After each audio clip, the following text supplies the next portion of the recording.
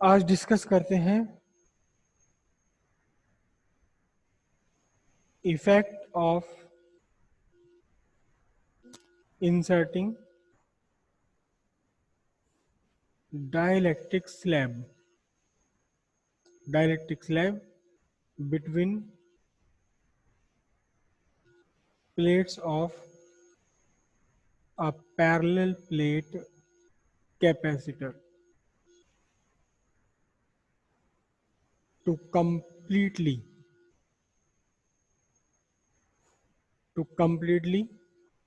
fill the space between plates। यानी कि partially fill नहीं करना है, कंप्लीटली फिल करना है। एक कैपेसिटर है, कैपेसिटर में आपको डाल देनी है, कैपेसिटर में आपको इंसर्ट करनी है एक डाइलेक्ट्रिक स्लैब। ये आपका कैपेसिटर पॉजिटिव से जुड़ा हुआ और ये अर्थ। और एक बार आपने इसे पूरी तरह से चार्ज कर लिया, प्लस माइनस डेवलप हो गया, और अब इसके अंदर क्या करना है, आपने एक डाइलेक्ट्रिक स्लैब इसके अंदर इंसर्ट कर देनी है। और ऐसी डाइलेक्ट्रिक स्लैब जो कैपेसिटर के अंदर जा करके कैपेसिटर के बीच, प्लेट्स के बीच की स्पेस को पूरी तरह से ये भर ले, फिलअप कर ले। तो क्या इफेक्ट पड़ेगा? इसमें भी दो ही कंडीशन है। पहली कंडीशन क्या है? एक तो हम वही डिस्कस करेंगे, किस किस चीज को डिस्कस करेंगे? कैपेसिटी सी, उसके बाद क्या था, चार्ज क्यू, उसके बाद voltage V, electric field E, और क्या था, एनर्जी स्टोर्ड, और ये एनर्जी डेंसिटी। ठीक है, दो कंडीशन है इसमें भी। पहली कंडीशन क्या है? बैटरी कनेक्टेड, बैटरी को कनेक्टेड छोड़ा गया है। और सेकंड कंडीशन क्या है? बैटरी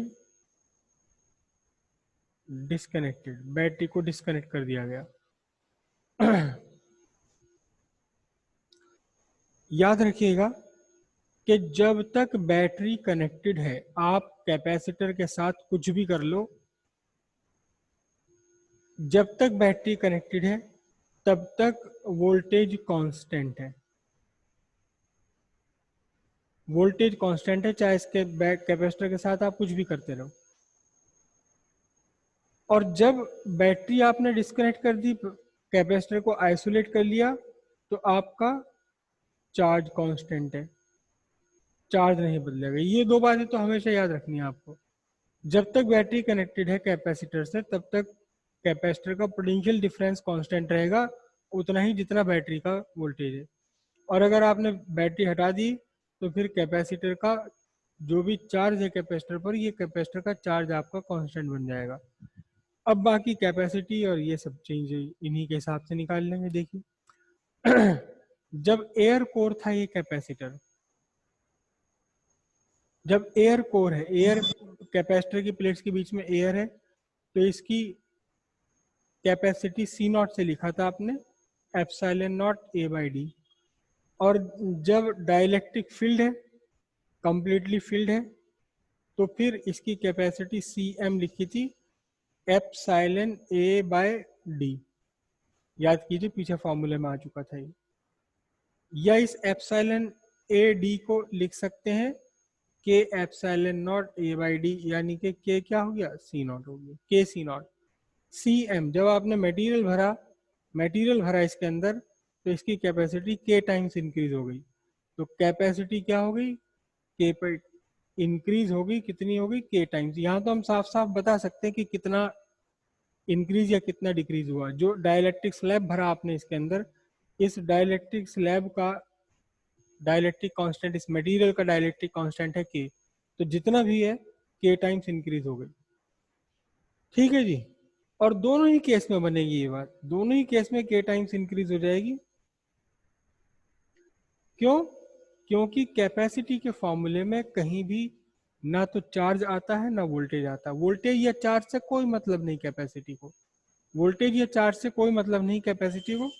कैपेसिटी इंक्रीज ही हो जानी, चाहे बैटरी कनेक्टेड है डिस्कनेक्टेड है। Capacity is the property of capacitor, capacitor की प्रॉपर्टी है बैटरी से कोई मतलब नहीं इसका, और बैटरी डिस्कनेक्टेड है से कोई मतलब नहीं। देखो ध्यान से, बड़ा अजीब सा लगता है कि जी कैपेसिटर तो बैटरी पे काम करेगा, बैटरी से क्यों रिलेशन नहीं है। एक ग्लास है आपके हाथ में, ये रहा ग्लास, और इस ग्लास की कैपेसिटी है 300 ml,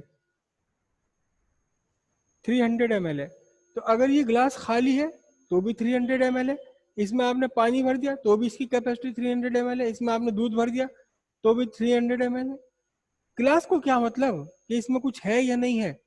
इसी तरह कैपेसिटर की कैपेसिटी, वो चार्ज है, कैपेसिटर नहीं है, बीच में प्लेट कितना चार्ज है कितना वोल्टेज, इससे कोई मतलब नहीं। अगर आपके आपने आधा गिलास भर दिया पानी का, आपने इसमें 100 ml पानी भर दिया, तो भी गिलास की कैपेसिटी तो अब भी 300 ml ही है। ठीक है, उस 300 ml में से 100 ml आपने पानी भर रखा, बाकी 200 ml में एयर है, लेकिन है तो कैपेसिटी इसकी अब भी 300 ml ही।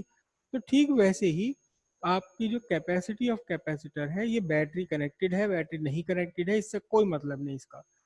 जब आप किसी भी कैपेसिटर में डाइलेक्ट्रिक स्लैब फिलअप कर देंगे, डाइलेक्ट्रिक स्लैब इंसर्ट कर देंगे इसके बीच में, तो कैपेसिटी आपकी के टाइम्स बढ़ ही जानी है, चाहे बैटरी लगी है या बैटरी आपने हटा दी। अब बात करते हैं चार्ज की। देखिए चार्ज यहाँ देखें, जब बैटरी कनेक्टेड है तो V कांस्टेंट है। तो अब हम चार्ज का वो फॉर्मूला ले लें जिसमें कि आपका V कांस्टेंट जिसे किया जा सके। तो सिंपल सा फॉर्मूला है Q, Q इक्वल्स CV। ठीक है, ये तो कब था, जब आपने एयर रखा हुआ है और जब आपने चार्ज एयर के साथ में फिर डाइलेक्ट्रिक भर दिया, तो कितना हो जाएगा, के सी नॉट इंटू वी। तो ध्यान से देखो, चार्ज कितने टाइम्स हो गया, चार्ज के टाइम्स इंक्रीज हो गया, क्योंकि वोल्टेज कांस्टेंट है, वोल्टेज कांस्टेंट है तो कैपेसिटी बढ़ी, कैपेसिटी बढ़ने के बाद चार्ज भी आपका बढ़ गया। तो चार्ज इंक्रीज हो गया, कितना इंक्रीज हो गया, के टाइम्स इंक्रीज हो गया, और वोल्टेज तो कांस्टेंट है ही।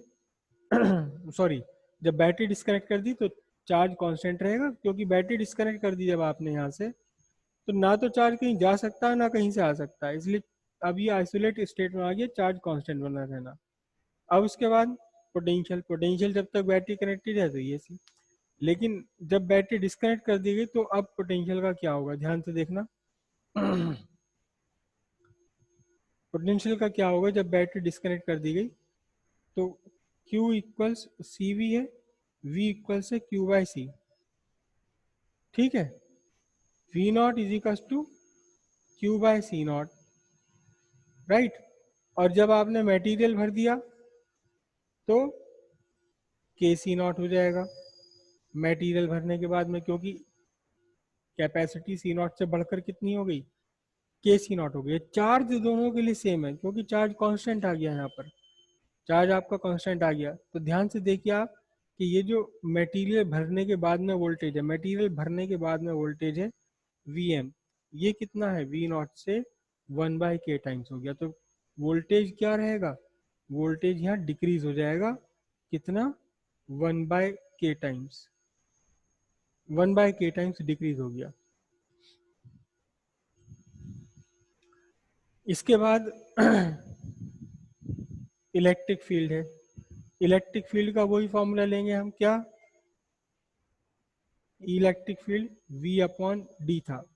कब था डी, जब आपका कैपेसिटर के बीच में भरा हुआ है, वो सॉरी एयर, एयर है। उसके बाद आपका क्या हुआ देखना जरा ध्यान से, जब आपका electric field V M by D होगा, कब, जब आपने मटेरियल भर दिया, और वी एम कितना है, वी एम देखो वी नॉट बाय के डी है। तो फिर यहाँ आप देखिए ध्यान से, इन दोनों को मैं डिवाइड करूंगा तो ई एम बी कितना हो जाएगा, ई नॉट बाय के हो जाएगा। तो यहाँ क्या हुआ, अच्छा ये मैंने आपको बैटरी डिस्कनेक्टेड वाली कंडीशन बता दी, बैटरी डिस्कनेक्टेड वाली कंडीशन बना दी। जब तक बैटरी डिस्कनेक्टेड है आपकी, तो इलेक्ट्रिक फील्ड, जब बैटरी, जब प्लेट्स के बीच में था एयर, तो वी नॉट बाई डी, जब आपने मीडियम भर दिया तो वी एम बाई डी हो जाएगा। वी एम कितना, ऊपर से आपने पहले सॉल्व कर रखा है ये। तो ये तब की बात है जब वोल्टेज कांस्टेंट नहीं है बल्कि चार्ज कांस्टेंट है। तो फिर ये कितना हो जाएगा, इलेक्ट्रिक फील्ड भी यहाँ कितना हो जाएगा, 1/k टाइम्स हो जाएगा। और यहाँ देखिए जब बैटरी कनेक्टेड है तो v कांस्टेंट है, जब तक v कांस्टेंट है electric field E is equal to कितना, electric field E is equal to v/d। जब तक v कांस्टेंट है d भी नहीं आप चेंज कर रहे, d भी आप चेंज नहीं कर रहे, तो भी इलेक्ट्रिक फील्ड क्या रहेगा, तो इलेक्ट्रिक फील्ड यहाँ कांस्टेंट ही बना रहेगा। लेकिन जब आपने बैटरी को डिस्कनेक्ट कर दिया है तब आपका 1/k टाइम्स हो जाएगा। उसके बाद इलेक्ट्रिक एनर्जी आती है। इलेक्ट्रिक एनर्जी का क्या क्या हिसाब है, इलेक्ट्रिक एनर्जी का फॉर्मूला क्या है, electric energy U is equals to है हाफ CV²। तो इलेक्ट्रिक एनर्जी जब एयर है तो ये बना, और इलेक्ट्रिक एनर्जी जब मीडियम भर दिया आपने तो हाफ CmV²। तो UM is equals to half CM कितना है, K टाइम्स C0 V²।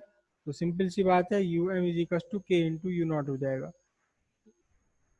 आपकी जो एनर्जी है वो इंक्रीज हो गई, कितनी इंक्रीज हो गई, K टाइम्स इंक्रीज हो गई। कब, जब आपका वोल्टेज कांस्टेंट है। वोल्टेज कांस्टेंट कब है, वोल्टेज कांस्टेंट कब है, जब आपने बैटरी को लगा रखा है। तो ये भी इंक्रीज हो गई, कितनी इंक्रीज हो गई K टाइम्स। अच्छा कोई मुझे बता सकता है कि ये जो इंक्रीज है तो बढ़ी हुई एनर्जी आई कहाँ से, कोई भी अपना माइक ओपन करके बताइए, ये बढ़ी हुई एनर्जी आई कहाँ से। एनर्जी तो बढ़ गई, ठीक है, बात समझ आ गई, लेकिन ये एनर्जी, एक्स्ट्रा एनर्जी आई कहाँ से। जब आपने बैटरी को डिस्कनेक्ट कर रखा है तो उस समय देखिए चार्ज कांस्टेंट है, आपका चार्ज कांस्टेंट है, आपने एनर्जी का फॉर्मूला लिया, कौन सा फॉर्मूला लिया एनर्जी का, जिसमें चार्ज आ रहा हो। तो ये तब की एनर्जी हो गई कैपेसिटर की जब कैपेसिटर की प्लेट्स के बीच में एयर है, U0 इक्वल्स Q²/2C0। जब मीडियम है, प्लेट्स के बीच में मीडियम है, तो Q²/2K epsilon not, sorry 2K C0, जितनी पहले थी उससे K टाइम्स हो गई। तो दोनों को मैंने कंपेयर किया 1/K, 1/K मतलब क्या हुआ, डिक्रीज हो गई एनर्जी, डिक्रीज हो गई एनर्जी, डिक्रीज हो गई। तो डिक्रीज एनर्जी गई कहाँ, जो घट गई एनर्जी, सपोज पहले 10 जूल थी, जब आपने नहीं भर रखा तो 10 जूल थी, भरा इसे तो रह गई आपकी 8 जूल, तो 2 जूल गई कहाँ, ये जो डिक्रीज एनर्जी है ये गई कहाँ, कोई बता पाएगा। चलिए मैं ही बता देता हूँ, क्योंकि ये अभी आपसे नहीं हो पाएगा, नहीं बता पाओगे इसको। ये अभी हम आगे डिस्कस करेंगे एक डाइलेक्ट्रिक ब्रेकडाउन और डाइलेक्ट्रिक वगैरह और डिटेल में, तब वहाँ एक बार मुझे याद दिला देना, तब मैं आपको अच्छे से बता दूंगा वहाँ कि एक्चुअल में क्या होता है मॉलिक्यूलर लेवल पर। होता क्या है, देखो ध्यान से, होता क्या है कि जैसे ही ये कैपेसिटर था, कैपेसिटर चार्ज है कैपेसिटर, और इसमें इलेक्ट्रिक एनर्जी स्टोर्ड है, और प्लेट्स के बीच में एयर है। तो जैसे ही आप इसके पास एक डाइलेक्ट्रिक स्लैब लेकर आते हैं, तो बस आपको स्लैब लेकर आना होता है, उसके बाद क्या हुआ कि ये स्लैब अपने अंदर अपने आप खींचा चला जाता है इसके अंदर। कैपेसिटर तक बस आपको स्लैब लेकर आना है, स्लैब लेकर आना है, और फिर ये कैपेसिटर के अंदर, कैपेसिटर इसको खुद खींच लेता है अपने अंदर, कैपेसिटर इसको अपने अंदर खींच लेता है। तो इसे अपने अंदर खींचने में कोई फोर्स लगानी पड़ी कैपेसिटर को, फोर्स भी है और डिस्प्लेसमेंट भी हुआ, फोर्स भी है डिस्प्लेसमेंट भी हुआ, तो वर्क किया कैपेसिटर ने, वो वर्क किया, जितना वर्क किया इसे खींचने के लिए उतना ही डिक्रीज हो गया है। जितना वर्क इस कैपेसिटर ने किया है डाइलेक्ट्रिक स्लैब को अपने अंदर खींचने के लिए, वही वर्क डिक्रीज हो गया है यहाँ पर, क्योंकि डिस्कनेक्टेड थी तो कैपेसिटर में से कहीं से बाहर से वर्क आ नहीं सकता और कहीं जा भी नहीं सकता। कुछ एनर्जी, एनर्जी वर्क का मतलब एनर्जी, एनर्जी ना जा सकती ना आ सकती, तो फिर कहाँ खर्च होती है कि इसमें, इसे अट्रैक्ट कर लेता। अट्रैक्ट कैसे कर लेता है ये यहाँ आया और बस आपने इसे प्लेट से जरा सा अंदर तक लेकर आए, इसे यहाँ अब छोड़ दीजिए, इसके बाद ये कैपेसिटर अपने आप इस डाइलेक्ट्रिक स्लैब को खींच लेगा अपने अंदर। तो क्यों खींच लेगा ये मुझे याद दिला देना इस चैप्टर के आगे, जब डाइलेक्ट्रिक ब्रेकडाउन वगैरह पढ़ रहे होंगे। ठीक है, अब एनर्जी डेंसिटी की बात करते हैं। एनर्जी डेंसिटी कितनी है, एनर्जी डेंसिटी का बिल्कुल बेसिक फॉर्मूला है एनर्जी डेंसिटी का, U is equal to energy upon volume. अब ध्यान से देखिएगा, आप ध्यान से देखिए, कैपेसिटर का वॉल्यूम, कैपेसिटर का वॉल्यूम कितना है, इसका वॉल्यूम पहले हमने कल डिस्कस किया था, volume is equal to A into D. A area of plate है, ये एरिया ऑफ प्लेट है, और डी इनके बीच का डिस्टेंस है, तो volume is equal to A into D. तो जब आपका स्लैब नहीं है तब भी वॉल्यूम ए इंटू डी है, जब आपने स्लैब इंसर्ट कर दिया तब भी वॉल्यूम ए इंटू डी। वॉल्यूम में तो कोई डिफरेंस नहीं आ रहा, वॉल्यूम में तो कोई डिफरेंस नहीं आ रहा, बस एनर्जी की बात है, एनर्जी देखें, ठीक है। अब ध्यान से देखिएगा कि एनर्जी जब आपकी बैटरी कनेक्टेड है तब एनर्जी के टाइम्स इंक्रीज हो गई। अगर यहाँ एनर्जी ये इंक्रीज हो गई है तो energy per unit volume, energy density भी क्या होगी, के टाइम्स ही इंक्रीज हो जाएगी। तो एनर्जी डेंसिटी के टाइम्स इंक्रीज हो गई, ठीक है। और यहाँ देखो, इसमें एनर्जी कुल मिलाकर एनर्जी 1/k टाइम्स थी, तो यहाँ भी एनर्जी डेंसिटी डिक्रीज होकर 1/k टाइम्स हो जाएगी।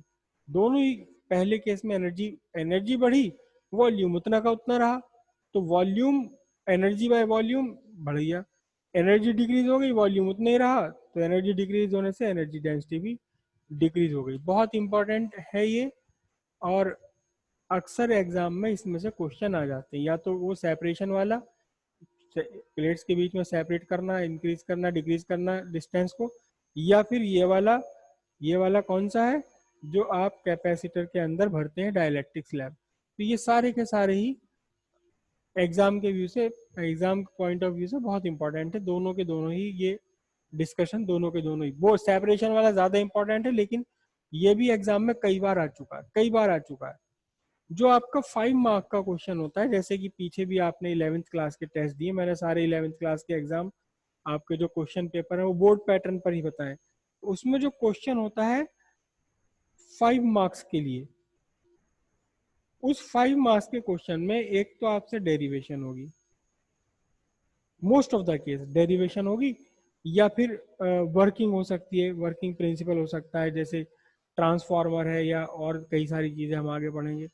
और फिर एक एक नंबर के या तो 2 छोटे छोटे से क्वेश्चन होते हैं, या तो क्वेश्चन होंगे छोटे छोटे से टैग्स होंगे इसके अंदर, छोटा सा क्वेश्चन होगा उस डेरिवेशन पर बेस्ड, उस फॉर्मूले पर बेस्ड जो आपने ड्राइव करा है, या इस वर्किंग पर, इस चीज पर बेस्ड जो आप, जिसकी वर्किंग आप बता रहे हो, या फिर सिंपली एक क्वेश्चन होता है न्यूमेरिकल होता है 2 मार्क्स का, ठीक है। तो ये जो क्वेश्चन है टैग, ये वाला है, आपसे क्वेश्चन में, आपसे 5 नंबर के क्वेश्चन में डेरिवेशन करा ली, किसकी डेरिवेशन करा ली, C is equal to epsilon naught A by D की डेरिवेशन करा ली, और फिर कहा कि इसमें डायलेक्ट्रिक से ये डेरिवेशन आपसे पूरी करा ली, के epsilon naught A upon D.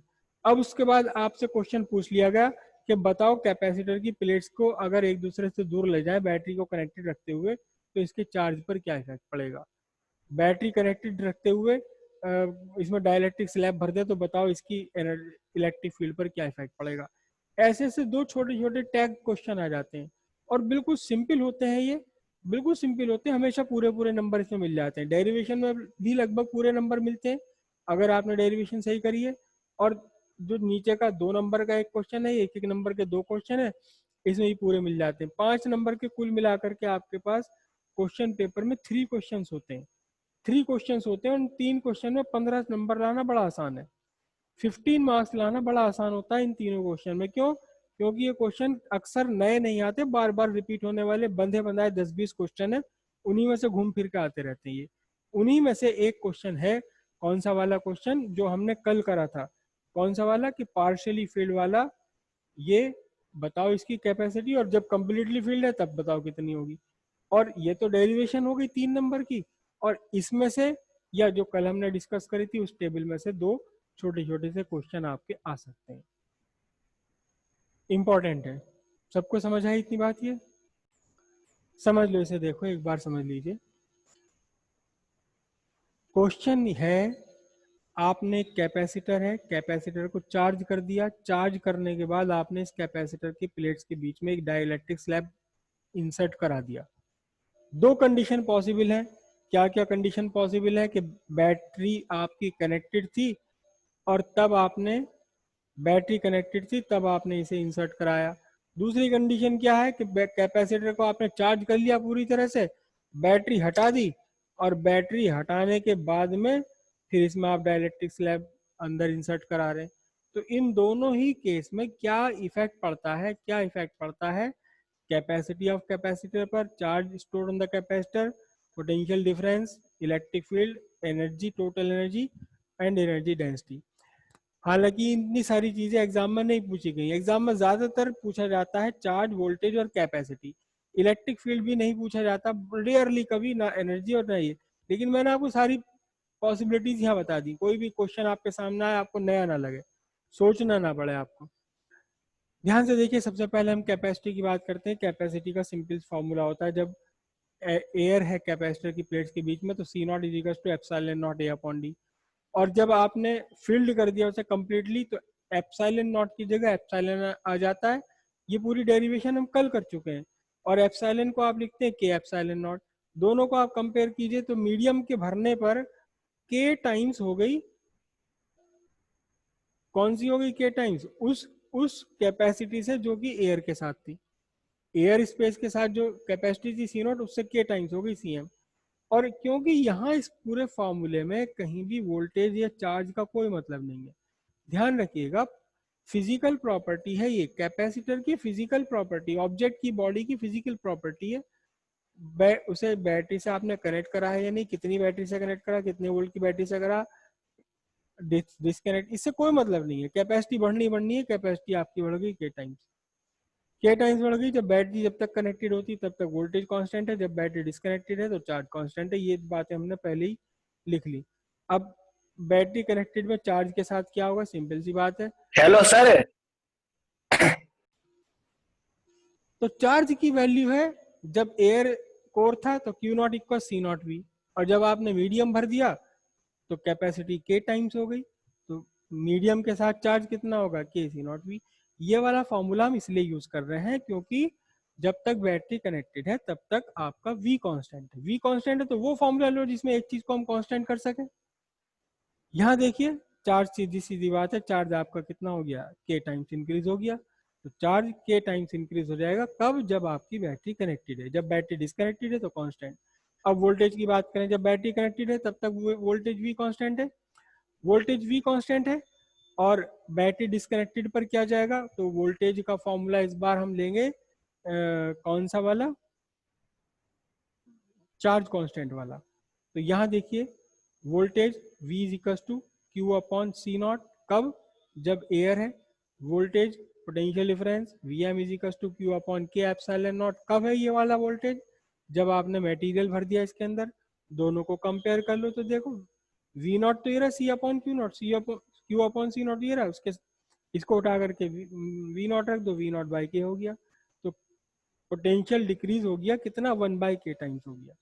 1/k times potential हो गया कब, जब बैटरी को आपने हटा दिया था। जब आप बैटरी कांस्टेंट, बैटरी कनेक्टेड है तो वी कांस्टेंट रहेगा, बैटरी हटा दी तो चार्ज कांस्टेंट है, चार्ज कांस्टेंट है लेकिन के 1/k टाइम्स, वो वी आपका पोटेंशियल 1/k टाइम्स डिक्रीज हो गया। उसके बाद इलेक्ट्रिक फील्ड की बात करते हैं। इलेक्ट्रिक फील्ड क्या है, जब आपने भरा वी नॉट बाई डी तो E M, V M by D, तो वी एम कितना था आपका, एक मिनट पहले तो हम ये डिस्कस करें ना, ये वाला, जब तक बैटरी कनेक्टेड है, जब तक आपकी बैटरी कनेक्टेड है तब तक आपका वोल्टेज भी कांस्टेंट है, वोल्टेज कांस्टेंट है, वोल्टेज भी कांस्टेंट है, डिस्टेंस भी आप चेंज नहीं कर रहे हो, तो electric field as it is बना रहेगा। ठीक है। और जब आपने बैटरी को डिस्कनेक्ट कर दिया है तब की कंडीशन क्या होगी, तो अब वोल्टेज बदल गए। ये तब का इलेक्ट्रिक फील्ड जब एयर था, ये तब का इलेक्ट्रिक फील्ड जब आपने मीडियम भरा। और जब मीडियम भरा तो उस टाइम के वोल्टेज कितने हैं, ओरिजिनल एयर वाले वोल्टेज से 1/k टाइम्स है, तो ये सिंपली देखो ई नॉट बाई के आ गया। तो इलेक्ट्रिक फील्ड यहाँ डिक्रीज हो जाएगा, 1/k टाइम्स डिक्रीज हो जाएगा। अब टोटल एनर्जी, टोटल एनर्जी क्या होगा, टोटल एनर्जी का फॉर्मूला फिर से देखो यहाँ से, भाई ये वाली बैटरी कनेक्टेड है तो हम यहाँ से जो भी चीजें हम फाइंड कर रहे हैं उनमें वो फॉर्मूला ले लो जिसमें वी कांस्टेंट आ रहा है, वी को हम कांस्टेंट कह सकें।